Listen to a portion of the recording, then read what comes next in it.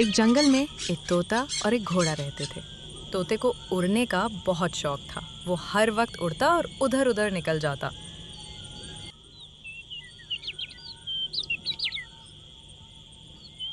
तोते की दोस्ती एक घोड़े के साथ थी। घोड़ा भी सुबह सवेरे नाश्ता करके तोते के साथ जंगल में घूमने निकल जाता और अगर कोई जानवर मुश्किल में होता तो उसकी मदद करते थे।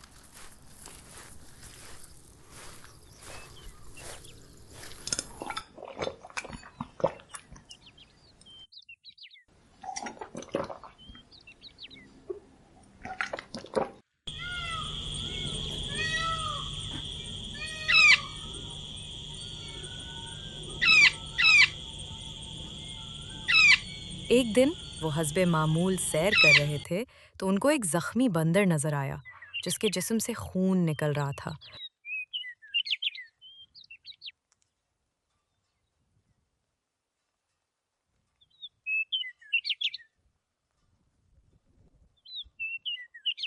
अरे बंदर, ये क्या हुआ है? मुझे एक पुरस्रार बीमारी है जिसकी वजह से मेरे जिस्म से खून निकल रहा है। कौन सी बीमारी है और इसका क्या इलाज है? जिस्म ये एक ऐसी बीमारी है जिसमें जिस्म का खून निकलता रहता है और बंद नहीं होता। इसका इलाज है पीला पानी। पीला पानी पीने से मैं ठीक हो जाऊंगा। पीला पानी? ये क्या होता है और ये कहाँ पाया जाता है?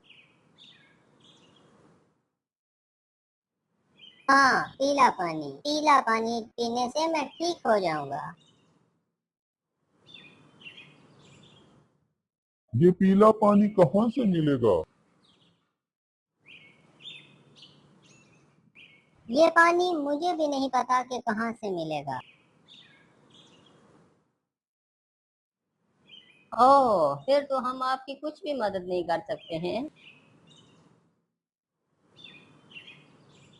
जंगल के आखिरी कोने पर एक चड़ेलों की वादी है। उस वादी के अंदर चड़ेलों की एक मलका है। उस मलका को पीले पानी का पता है।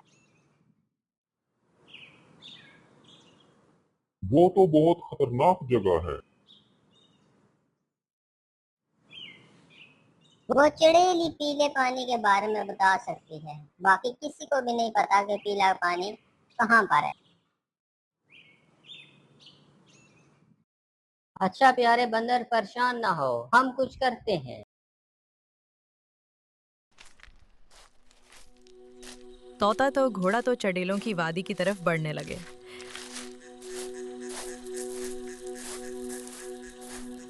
वक्त बहुत हो गया था, अंधेरा पड़ रहा था। उन्होंने वहीं आराम करने का सोचा और फिर वहां से सुबह अपना सफर शुरू करने का फैसला किया।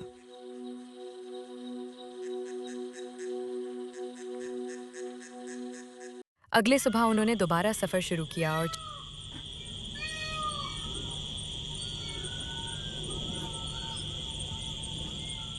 चलते चलते चड़ेलों की वादी में पहुंच गए।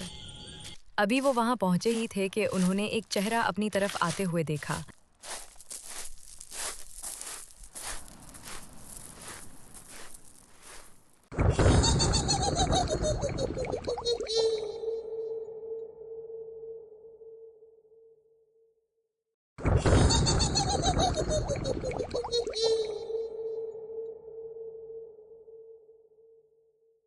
क्यों आए हो यहाँ?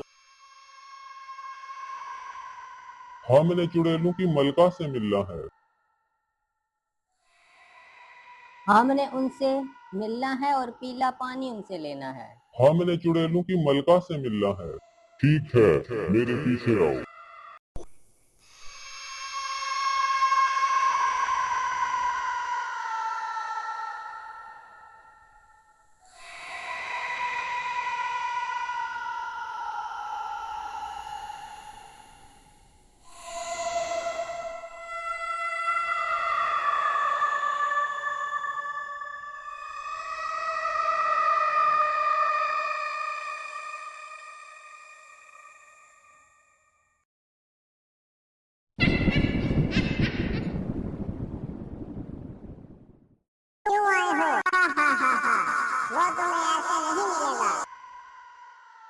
हमने आपसे पीला पानी लेना है।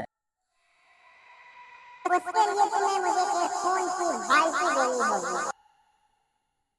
तो फिर उसके लिए हमें क्या करना होगा? खून की बाल्टी वो हम कहाँ से लाएंगे? मुझे नहीं पता, मुझे खून की बोतल चाहिए, नहीं तो मैं तुम दोनों का ही खून पी जाऊंगी। तुम्हें कल तक की मोहलत है, वरना कल मैं तुम दोनों का ही खून पी जाऊंगी। तोता और घोड़ा बहुत परेशानी के आलम में चुड़ैलों की वादी से निकल आए और सोचने लगे कि अब हमने क्या करना है।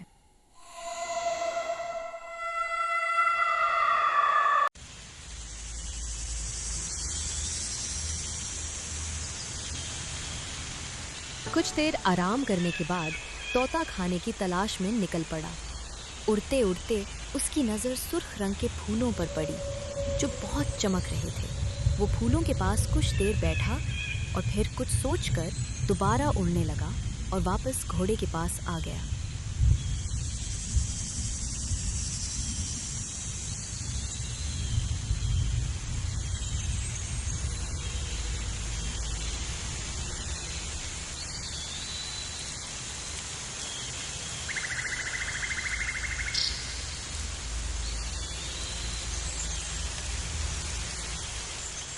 मेरे पास एक आइडिया है।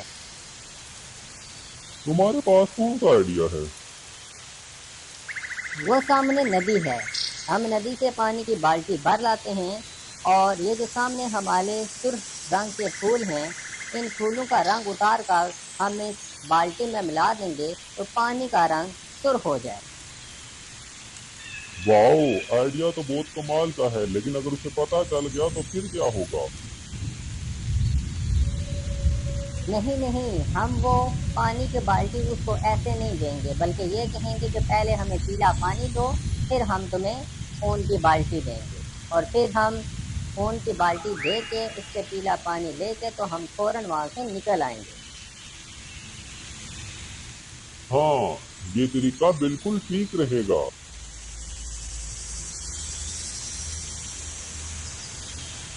ये कहकर तोता घोड़े के पास से उड़ गया। उसने एक बाल्टी ली और नदी के पास चला गया।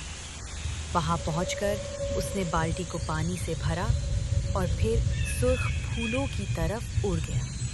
उसने फूलों से सुर्ख रंग पानी में शामिल कर दिया, जिससे पानी का रंग सुर्ख हो गया और ऐसे लगने लगा जैसे बाल्टी में पानी नहीं बल्कि खून है। ये सब काम करने के बाद तोता पानी वाली बाल्टी लेके घोड़े के पास आ गया।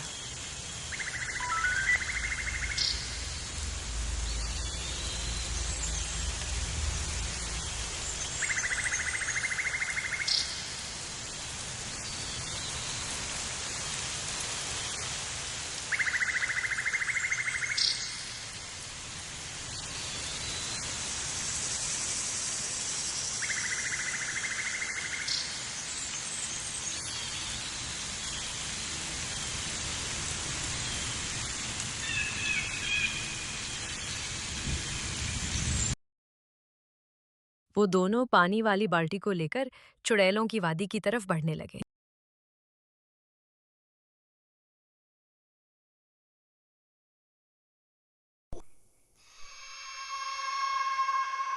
ये ले खून की बाल्टी। कौन सा वाला? वादा ये था कि हम आपको खून की बाल्टी देंगे और आप बदले में हमें पीला पानी देंगी। अब आप भी अपना वादा पूरा करें। कोई वादा नहीं है, दो मुझे खून की बाल्टी, नहीं तो मैं तुम दोनों को भी जला दूंगी।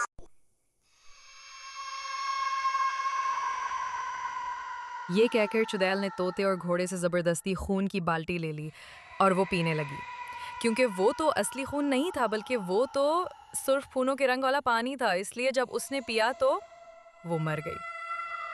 तोते ने जल्दी से वो बाल्टी उठाई और सारा पानी ज़ाया कर दिया। उसके बाद वो उड़ के गार के अंदर गया और उसने बाल्टी को पीले पानी से भर लिया।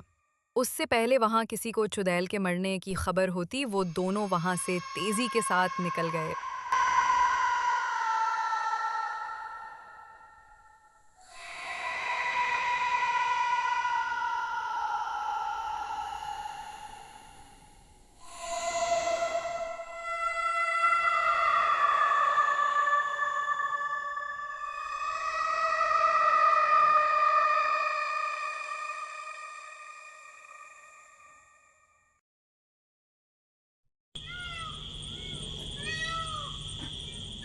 ये लो बंदर, पीले पानी पी लो।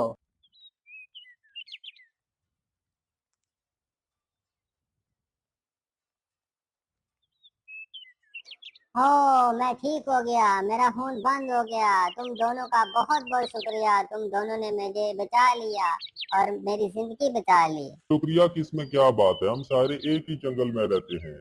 हमें चाहिए कि मुसीबत और बीमारी के वक्त हम एक दूसरे की मदद करें और मिलजुल कर रहें और खुशियां बांटें।